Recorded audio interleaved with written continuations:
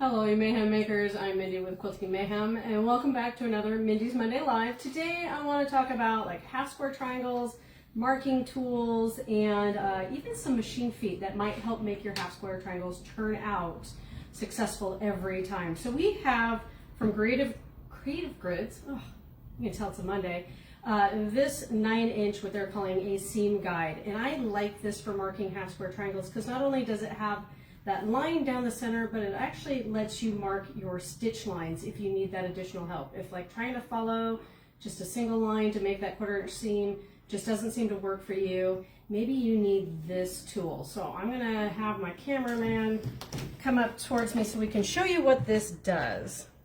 So what's nice about this ruler is it does have these slots. So if you line up the slots on the corners of your background square, and this is what would be your wrong side of your fabric, you can mark the middle if you want, or you can mark those outside, and this would be your stitch line for your half square triangles.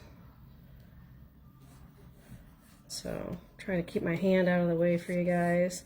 And notice generally I come from the middle outward. I find that helps because sometimes when you start at these outer edges it tries to pull that fabric in. So I actually mark from that center outward for these lines. And I like, these are the Sewline pencils. I like that they're refillable. They really do show up pretty well. And they come in, we have 2 different colors. So we have them in blue and pink. And these are one of my new favorite go-tos.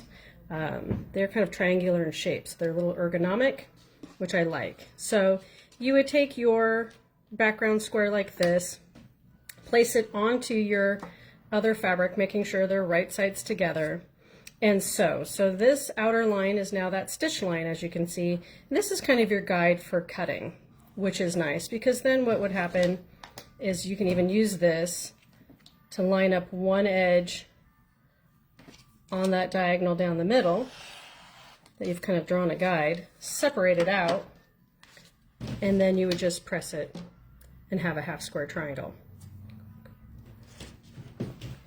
Some other things that are helpful besides this tool that makes, I mean, look how nice and crisp that half square triangle is. And it just made it so much easier because it gave you that line. And what also helps, especially if you have a Bernina, you do get that 1C foot generally that comes with your machine, which is a nice foot. If you have a dual feed machine, I do recommend maybe you step up to the 1D, or my favorite foot, and I know you guys hear me talk about it all the time, I like the 34 foot.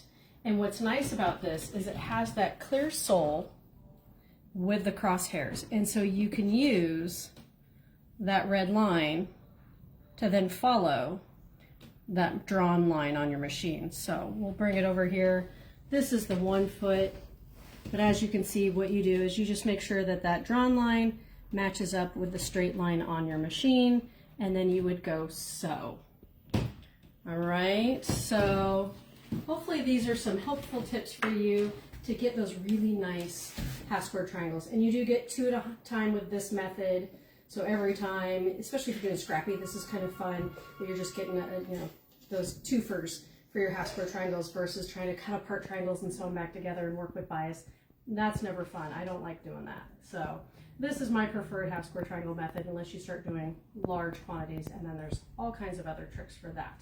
But hopefully this has helped show you how cool this little guy can be to help make those half square triangles just that much easier. You can find it on our website under all our Creative Grid rulers. You can go to that search and just type Creative Grid.